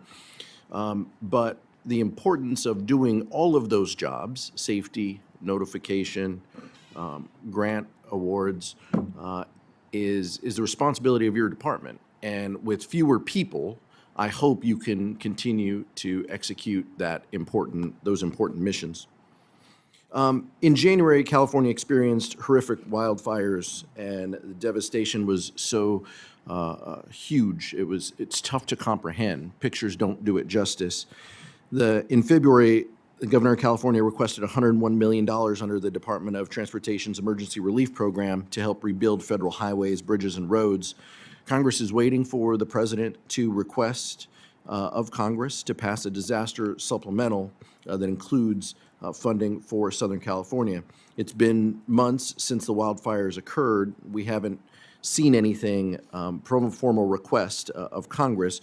Do you have any updates on the status of a request, Mr. Secretary? And have you seen some of the damage? Is it a tour that you are open to seeing with your own eyes in Southern California? Yeah, I'm absolutely open to a tour. My son lives in the area and actually had to evacuate with a new baby. I was well aware of it on a personal level, how devastating the fires were. I could get some additional information and circle back with you.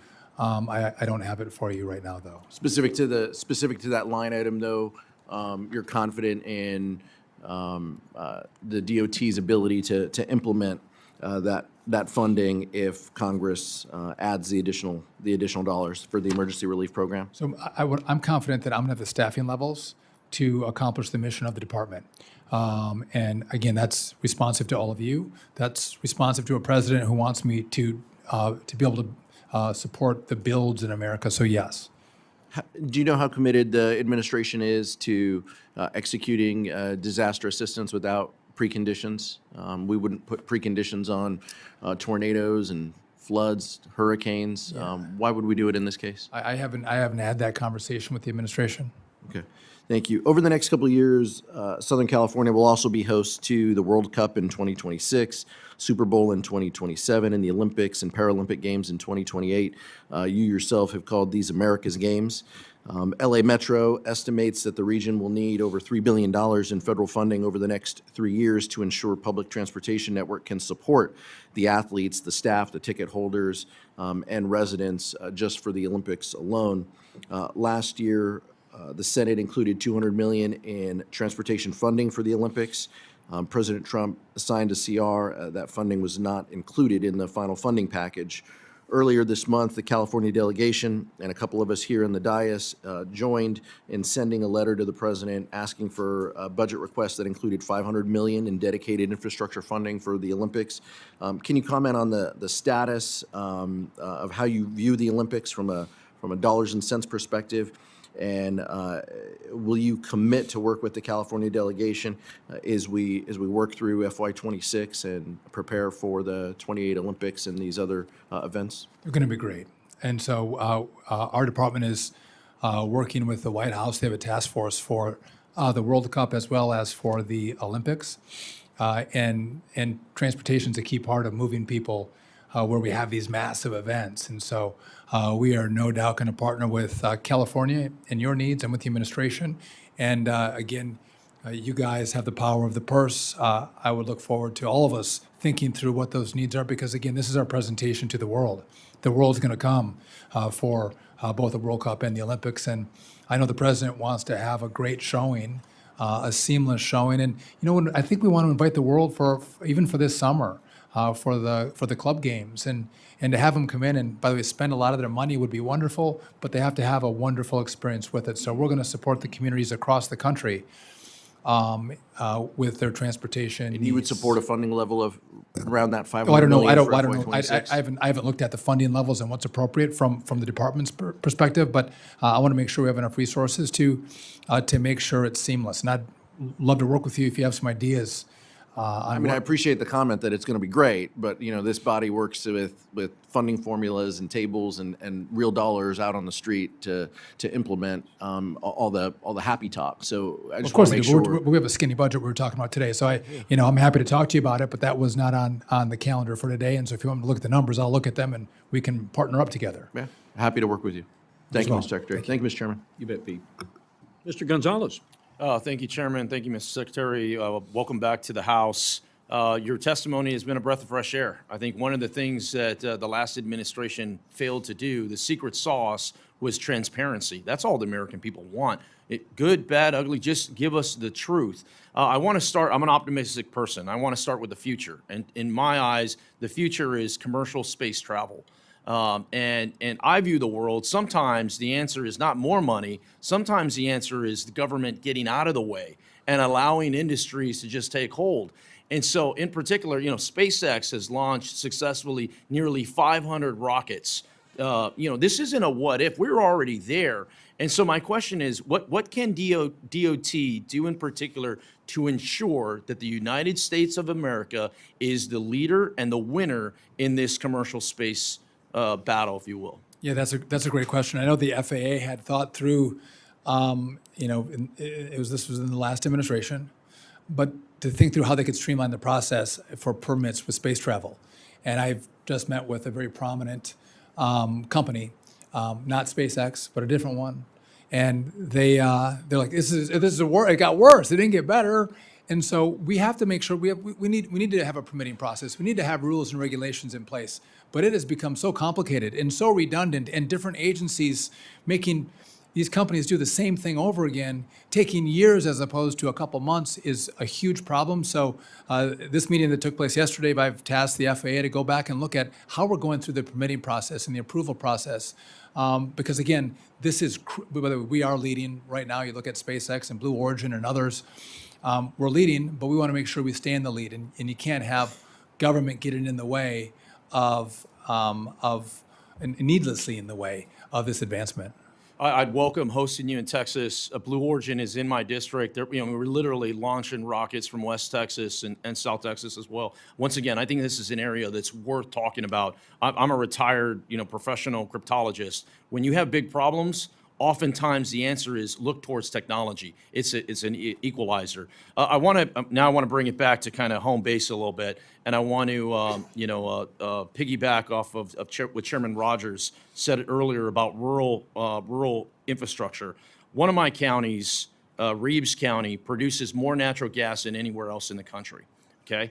And in that area, the infrastructure is just completely worn down. There's a highway from Reeves to Loving County that we call Death Highway. And if you've ever been on that highway, you know why it's Death Highway. I mean, when I'm on there, I'm telling my team, put your phones down, 10 and 2, it's a very scary situation. My question is, what does infrastructure near critical resources like oil and gas industries, we've talked about, energy independence, where does that fall in your priority list? So, well, first of all, for the president as well, he cares about oil and gas and making sure we're leading the world. And if we have extra, to be able to export, especially LNG. But one of the problems I think we have is up to 40% of the money that's spent from all of you on these projects goes to consultants and permitting. 40%. I mean, if we could get that to 15%, that means you guys all get to build more projects. We get more grant money out the door. And I think we do have to spend smarter and spend better. And again, that doesn't mean we don't do things right. You say, hey, should we look out for the environment? Should we look out for the right permits? Of course, but we can do that with less money. And the consulting class that is built up almost seems to be bigger than the construction class around these projects. So we're looking at permitting reform right now. How can we delegate more authority to states to do some of the work? because we think they can move faster and more efficiently than the federal government. Excellent. I mean, I look forward to working together. I bring that up because oftentimes rural America gets forgotten in this equation. One, when they produce a lot of these very critical resources. You know, I met with a woman there in Pecos County who her number one ask was, she said, Tony, my son is terrified to start driving. He's 15 years old. It's a reasonable ask to have, our children not be terrified to drive on our highways. So the last thing, and we could take this back, once again, I'd like to build upon this. I'm almost out of time, but the Del Rio Airport is very important to me. We have not had an airlines in there since 2022. The reason why I mentioned Del Rio, Texas, it's along the border. It's critical infrastructure when you talk about border security, Laughlin Air Force Base. It has a lot of nodes in there. As we look towards that, I look forward to working together on how we can restart this rural kind of airlines in there. I appreciate that. Look forward to the Thank you, work. Chairman. I yield back. Mr. Espaillat. Thank you, Mr. Chairman. Thank you, Secretary Duffy, for being here. I also want to thank the family, the Lilly family, for being here. Our prayers and our hearts go out to you and the memory of your son. That tragic accident in Reagan Airport. I myself was on a plane with four of my other colleagues that witnessed the wing being clipped by another flight as we stood in the runway at the airport. So air traffic safety is critical. My district, which has Harlem, East Harlem, Washington Heights in the Northwest Bronx, stands sort of like in the center of LaGuardia, Newark, Teterboro, Westchester, and even JFK. So all of that air traffic flies right above my district. And Secretary, recently, staffing delays and system malfunctions at New York Airport have caused, obviously, significant delays and safety concerns. To adequately address this issue and general air traffic control modernization initiatives, industry experts believe that at minimum, we need to invest $30 billion. Now, we've seen the president's discretionary skinny budget call for $18 billion. Now, you yourself had explained the archaic condition of equipment. Newark is going through a runway reconstruction. The system, the operation was moved to Philadelphia. That's going to require additional dollars. And of course, we need to train air traffic controllers, and that's not going to be able to be done in it overnight. So if the experts are saying that we need $30 billion, how do you expect to do all of this with the proposed skinny budget, $18 billion? Thank you for that question. So as we go through the budget process, we're going to have a conversation because I think this is very special, what we need to do here. And I would hope that we could have that conversation before October 1st. So you recognize that the skinny budget falls short of what we need to be to. Well, so the skinny budget isn't the ask that I'm going to have of all of you to rebuild this whole system. By the way, we had 55 different groups, unions, industry, airlines. They don't sit on the same side of the table. They all came together and said, this is an American moment. And so, yeah, it's not in the skinny budget. I'm going to need you all to take this up as a special priority. This is not a cheap endeavor. If you're saying that there's radars that are from the 70s and 80s, that you have copper lines, and that you have, of course, the major task of training air traffic controllers at the level that we need to ensure that there's safety. We're going to have deep pockets for this, but we're not hearing that from the White House.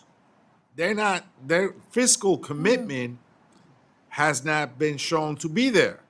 Their skinny budget is at $18 billion, and that compromises, if we were to stay at that level, it would compromise the safety of Americans.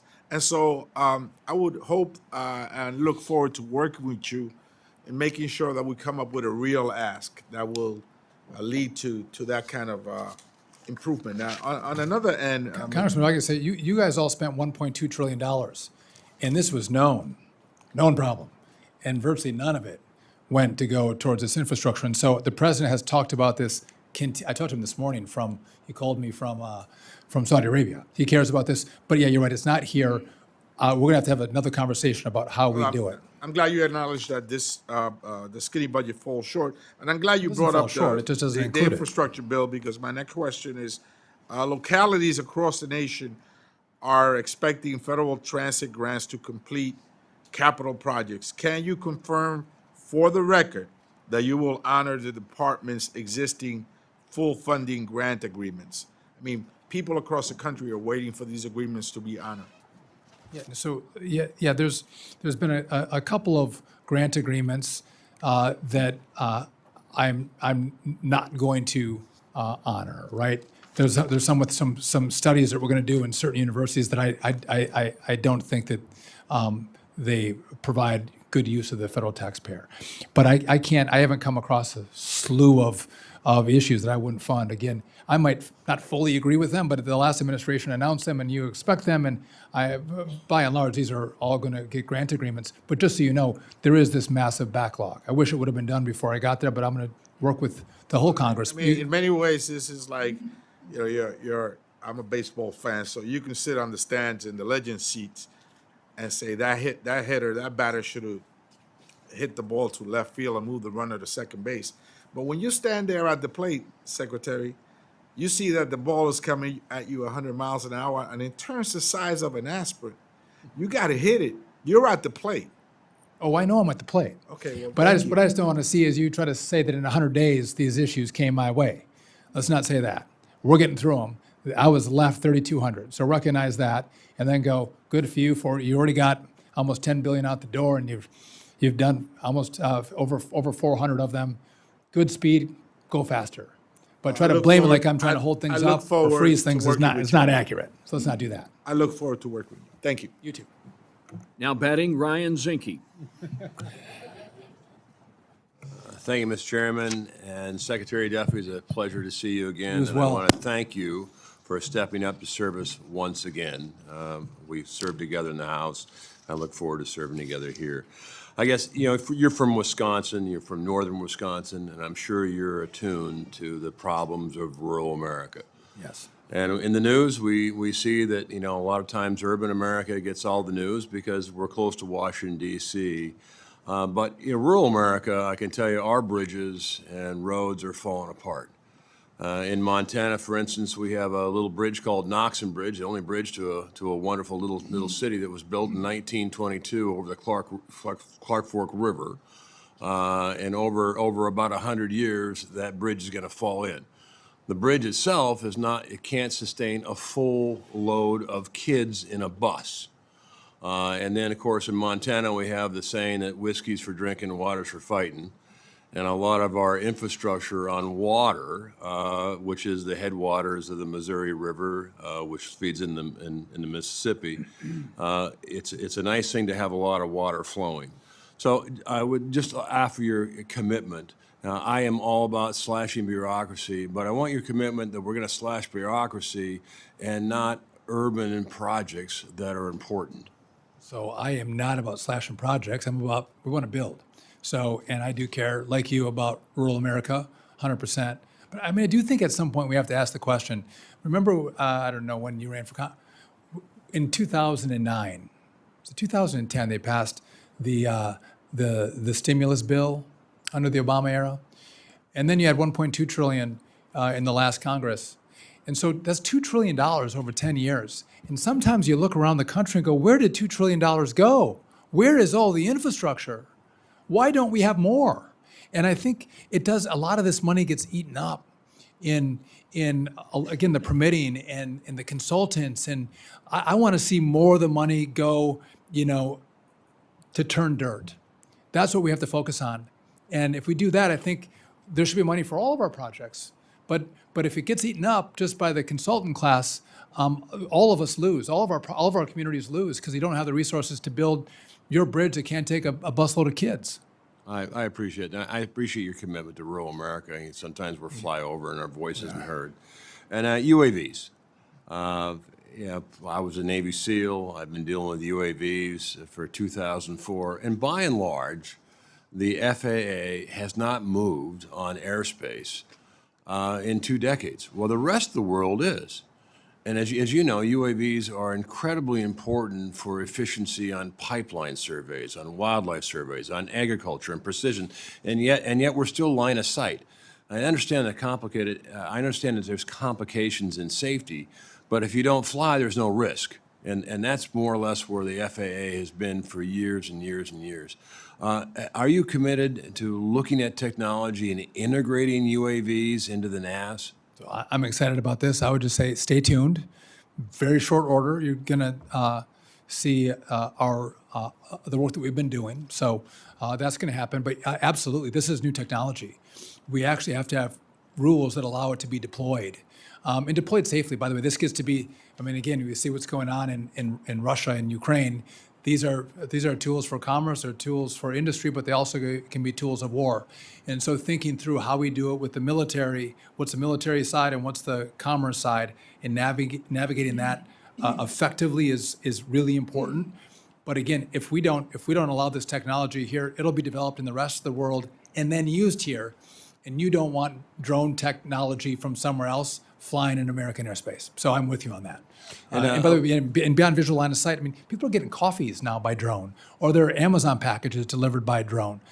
We want to have, again, one national standard on how these companies can deploy across the country. And just on the air traffic control upgrade that we're going to do, it's going to bring more efficiency to the airspace, so you can integrate these eVTOLs, and you can integrate drone technology as well. So the airspace is going to get more complicated. You can't navigate it with what we have today, but what we're going to build, we can accommodate what you're talking about. And just outside a comment, if you are going to move the Merchant Marines, I think it's a magnificent experience. It's the highest paid undergraduate degree in this country is Merchant Marines. And by the way, you graduate the academy, you can cross-deck to any other commission source. It's a great academy. But if you are going to move it, I would suggest the United States Navy, not the United States Marine Corps. With that, I yield back. Duly noted. But just a head note, if you have a young person that wants to consider going, they're getting the kids that are graduating are making $150,000 to $180,000 working 6 months a year, or maybe a month on, month off. But it's really good money because they're highly skilled. Good point. I don't want to give them up, by the way. I want to keep them. So, but And if, Mr. Chairman, if you could just allow me another second. And also in the Merchant Marine Academy, because they do rotate 4 on, 4 off, 4 weeks on, 4 off, they're in Montana, the kids that do it. Best hunting season, best fishing season, best summer. It's the greatest job ever. I'd like to be a Merchant Marine. it's right after Wisconsin. Preceding paid for by the Visitors Bureau of the great state of Montana. Mr. Siscomani. Thank you, Mr. Chairman, and thank you, Secretary Duffy, for being here. I also want to welcome Mr. Tim and Sherry Lilly for being here, and sorry for your loss. Something we want to address and make sure that none of that happens ever again. Mr. Secretary, I remember the first conversation we had. This was back when I was considering this job, and you called and you said, from a father of 6 when I took this job to another father of 6, you can do it. And you even said that you had more kids when you were on the job. I didn't follow that example. I stayed at 6, but it was great knowing you then and meeting you and understanding your passion for families and for our country and what drives you, I think drives many of us in this committee as well. So I want to thank you for that. And I want to start by addressing an issue that is a top priority for everyone here in the subcommittee, obviously, which is aviation safety. And we've been talking about that quite a bit. I really appreciate the prioritization you give this issue in your budget request, and want to highlight a tragic incident that happened in my district. You may be aware of it. On February 19th of this year, 2 small aircraft crashed mid-air, resulting in the death of 2 individuals in Marana, Arizona. It is critical that the federal government works to ensure that something like this never occurs again. I know that's your focus and passion. So can you talk a little bit about, provide an update on how your budget proposal will ensure incidents like this do not occur again, especially in smaller rural airports that are regional and with less resources? That was tragic. This was in an uncontrolled airspace. So controllers don't control every aspect of the airspace. A lot of the small airports, like in Hayward, Wisconsin, where I'm from, oftentimes it's done by pilots and visually and staying away from each other. And so, and by the way, I don't think general aviation would like air traffic controllers to control every aspect of the airspace. They do like the freedom of movement, but it then creates risks like we saw in your community where two planes collided midair. But that's a conversation of what should that role be? Should it be expanded? I'm happy to have that. And I don't know what The resources part of it of how, and in the budget, how it addresses some of this. the resources are, this is all inclusive. And again, it's the infrastructure and it's the manpower of air traffic controllers. yeah. And this is what we've been talking about. And we want to work with all of you to pressure test the numbers that we're thinking about. It's important. But it's also what we're seeing. I mean, as Mr. Quigley noted in Chicago, we had a near miss with the Southwest airplane. And it was, I would think it would be the next, the FlexJet wasn't paying attention to the air traffic controller. But I do think we need our pilots to pay attention. This can be very dangerous. And a lot of the pilots who fly commercially take people's lives in their hands. And it is a serious business. And we want to make sure that all of them are taking it that way. Another thing that we need in part of rural America, we got to think through how we're building out the infrastructure of towers and TRACONs. If I think on average we build one a year, it's going to take us 400 years to replace all of the towers and TRACONs in this country.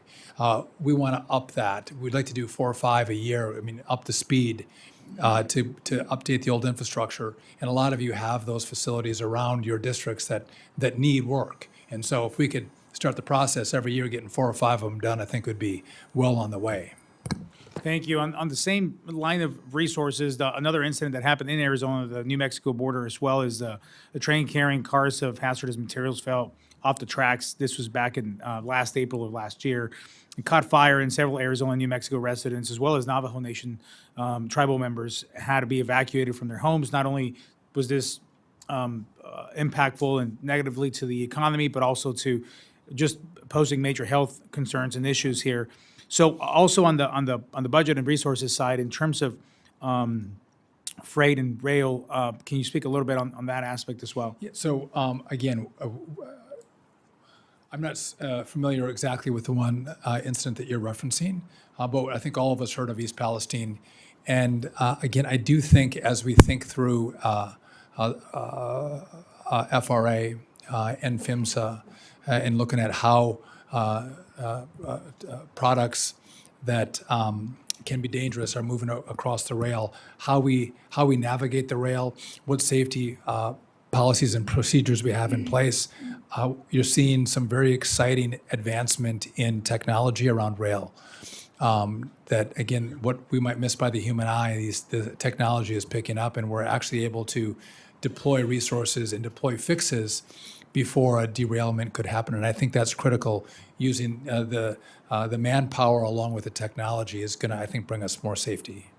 Thank you so much. I do want to just also thank you for the I-10 completion and process that we want to be sure that we complete here on the widening and the grants. That's a very important highway for not only Arizona, but the entire nation. And look forward to hosting you in Arizona soon. Maybe it's not as cool in the summer as Montana, but any other time of the year would be great to visit you. It's pretty awesome in January. Yes, it is. We'll see you then. Thanks. Mr. Strong. Thank you, Chairman Womack and Ranking Member Clyburn, for holding this important hearing today. It's an honor to serve with each of you. I also want to thank our subcommittee staff for all of their hard work. Secretary Duffy, thank you for being here today and for your work and dedication to our nation and for making yourself available to members of Congress. As you know, my district, Huntsville, Alabama, is home to Redstone Arsenal, which is the premier aerospace, ballistic missile, law enforcement, and military asset located in North Alabama. More than 50,000 military members, contractors, and public servants commute to Redstone Arsenal, and the second largest research park in the country, every day. Secretary Duffy, can you tell us how your agency plans to invest in the projects surrounding key national security installations such as Redstone Arsenal? Are we talking ports? Roads, airports, Yeah, ports, so we got it all. I can't tell you specifically around that facility, but I'd be happy to discuss what the needs are with you to, again, calculate those needs and resources and Thank further you. the conversation. Alabama's 5th Congressional District is also home to Huntsville International Airport, which I'm proud to say was just named the #1 best small airport for the second year in a row. It serves 1.47 million passengers annually and has the second longest runway in the southeast United States, and is the only FAA licensed commercial space reentry site in the United States. Small hub airports such as Huntsville International Airport are a vital link in the national air transportation system, and their success is crucial for connectivity and regional economic development. Secretary Duffy, can you share with us how your agency is working with small hub airports to better understand their specific regulatory and operational challenges? Yeah, listen, I think we look across the country at what facilities we have in place and what needs each of those facilities have based on the number of people, the number of flights they serve. And so specifically in Huntsville, we'd be happy to discuss that further with you. But again, we have to go through a priority list of what are the oldest infrastructure that we have in regard to airports, and how do we effectively use the money that you give us to do the appropriate upgrades and think long-term what project comes at what time. So if you have special needs in your community, I would be happy to discuss those with you. Thank you. Do you have the resources needed to help ensure that small hub airports can effectively access and utilize federal funding? Well, I think we can always use more money. I don't know that you guys all want to give, but you know what? We are going to do more with less. And again, I have to, just if I'm honest with you, I'm sure the FAA has done this. I have been in the 106 days or 5 days that I've been here, we have been focused on a couple of big issues with regard to what's wrong with the national airspace, how do we control it, what's happening with controllers. We dealt with multiple incidents from what happened at DCA to what happened in Alaska and Toronto, the mid-air collision that Mr. Subcommittee mentioned. I think it was the Motley Crew plane also crashed in Arizona. So there's been a lot of aviation. I'll go back and talk to the FAA about specific needs across the country. Thank you. As you know, timing and predictability are critical to efficient airport capital planning. Could you talk a little bit about the department, what the department is doing to provide consistency and transparency in the timing of funding awards, especially for small to mid-sized airports? Yeah, I know that we just got a big tranche of grants out from the FAA, again, across the country for airport improvements.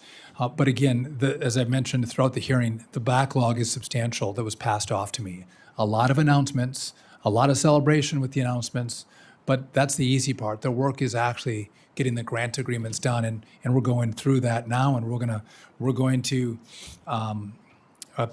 get there. We're working at it, and we're going to get more announcements as each month goes by. But it's taking time just because of the volume that was left for me. Thank you. In addition to commercial aviation, my district is also home to the Port of Huntsville. This is a multimodal hub that integrates air cargo, rail, and industrial development around the Jetplex Industrial Park. The Jetplex Industrial Park supports hundreds of aerospace, automotive, and advanced manufacturing industries. Over 400 companies rely on this port to provide timely and efficient service to their operations and supply chain. How is your department prioritizing and investing in projects that will strengthen and safeguard key domestic supply chain and logistic hubs? Yeah, this body, I believe, gave us the FLOW initiative, so we're able to get companies to coordinate shippers with the industry to coordinate what kind of needs are going to be in the system, and it's multimodal. And again, those tools actually have been working very well that the Congress gave us. And we're trying to expand that, but industry loves it.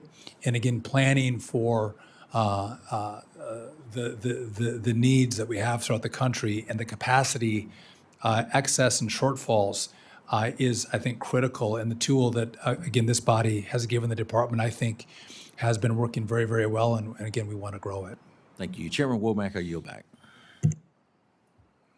Thank you, Dale. That completes our first round of questions, and I did say earlier in the hearing that we'd have a second round if somebody wanted to. I'm going to waive any any opportunity that I might take to ask another question, but if there is anybody on the dais that does have a desire to ask another question or get a quick response, I'd be willing to recognize them.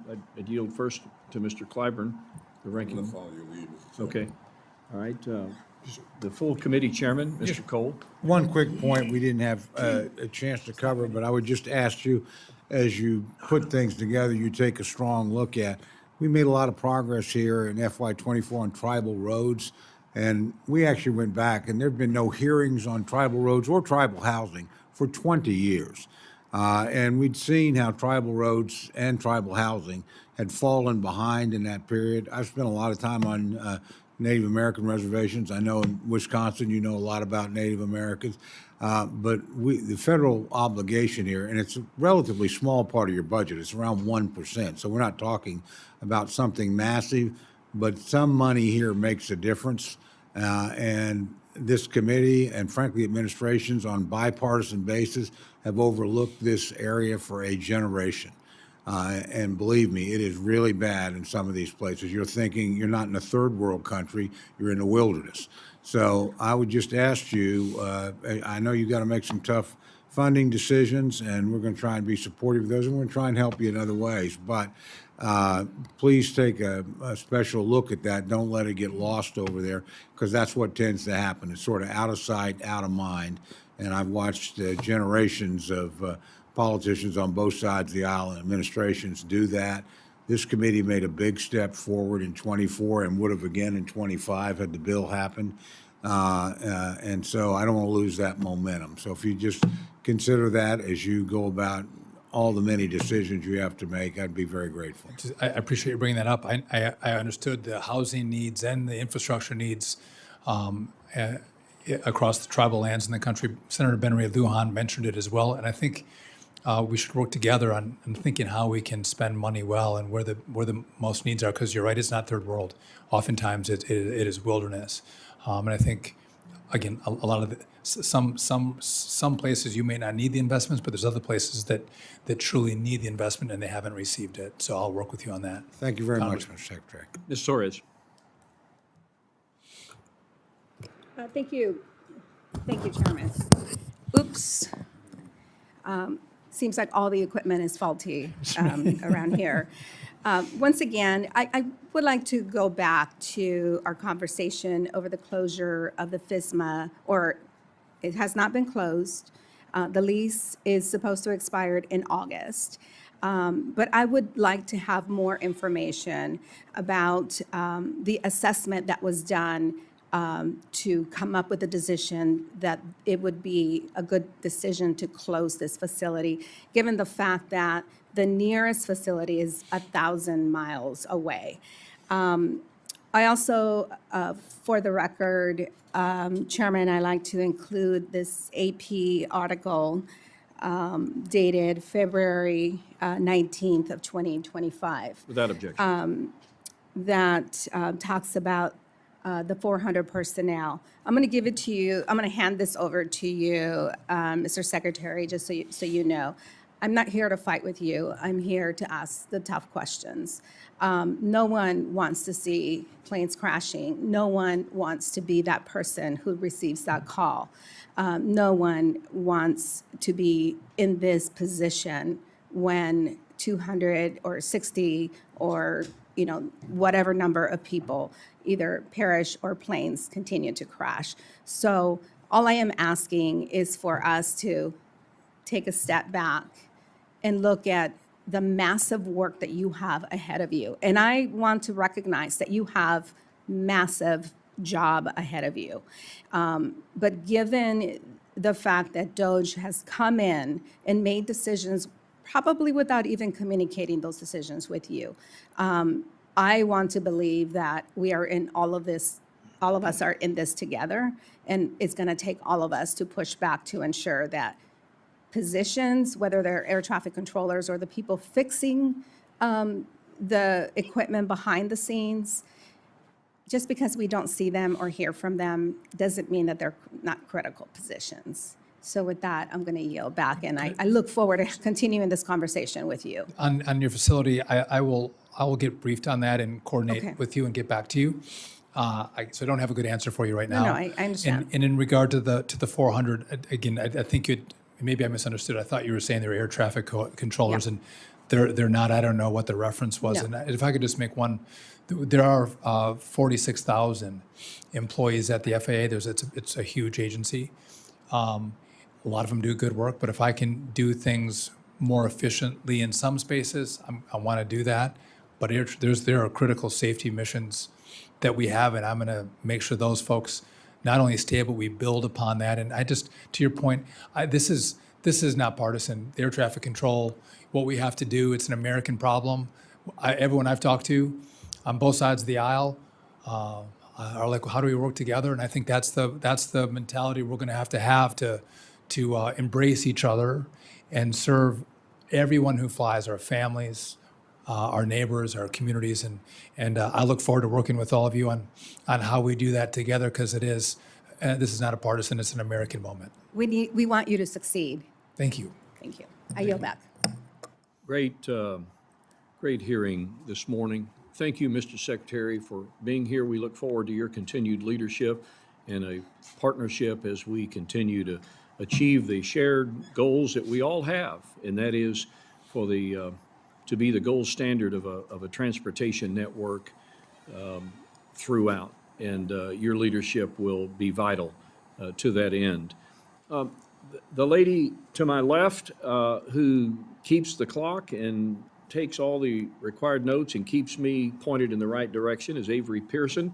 She is typical of the professional staff members that you saw behind us here today, scattered throughout this room, and I am eternally grateful for them. They, as you know, Mr. Duffy, they are the unsung heroes of the Congress because they do such remarkable work, and with no expectation of anything in return except, a regular paycheck. So thank you, Avery, and to all of those who are behind me that do this great work. Tim, Sherry, we are grateful you are here. You've honored us with your presence, and your loss is unimaginable. And we in the American public grieve with you. And again, we recommit ourselves to making sure that what happened never happens again. And your participation in this hearing this morning says a lot about you and your family and about your son. So thank you from the bottom of our hearts for being here today. Mr. Clyburn, any closing remarks? Thank you very much, Mr. Chairman. I too wish to thank the Lilly family for being here today. On that particular day, I think it was 67 people in both aircraft lost their lives. One of whom, and I've heard from several of those families, one of whom was a young lady who was landing in Washington to accept a job, a new job. She's a law professor at Howard University. Her story I think about a lot. Mr. Secretary, thank you so much for being here. As you know, I represent the entire peninsula of Tulsa. When I came to Congress, the primary economy in South Carolina was driven by two T's, textiles and tobacco. Today, it is still driven by two T's, but now it's tourism and transportation. And I would hope that as we work together toward the future, that we would take into stock that the Department of Transportation is very important to this country, very important to us in South Carolina, but it does not operate in a silo. It operates, hopefully in conjunction with our trade representatives, with our Department of Commerce, because we are suffering in South Carolina. Just recently, Volvo just announced a layoff at that facility. It's the only Volvo facility in this country, but they're laying off because they can't get their parts they need from other countries because of tariffs. BMW, Mercedes-Benz make all of their popular HBCUs, whatever we call it, in North Charleston, South Carolina, in my district. So this is very, very important for us to make sure the Department of Transportation is functioning in a way that would benefit the future of our great country and do so in such a way that we utilize all of our resources and our talents to make this country greater. Thank you, and I yield back. Mr. Ranking Member, I would welcome your invitation to come to Charleston. We could even invite former Chairman Trey Gowdy to join us as well. I look forward to it. Well, Trey's a good buddy. We don't agree on much politically. In fact, I guess I'm as close to the governor of South Carolina as one could possibly be. And we don't agree on anything politically, but we are good friends because we believe in the future of South Carolina and all South Carolinians. Are you back? And on that note, staff members are reminded that questions for the record should be submitted to subcommittee staff within 7 days. Thanks again to everybody for your participation in this hearing. This subcommittee stands adjourned.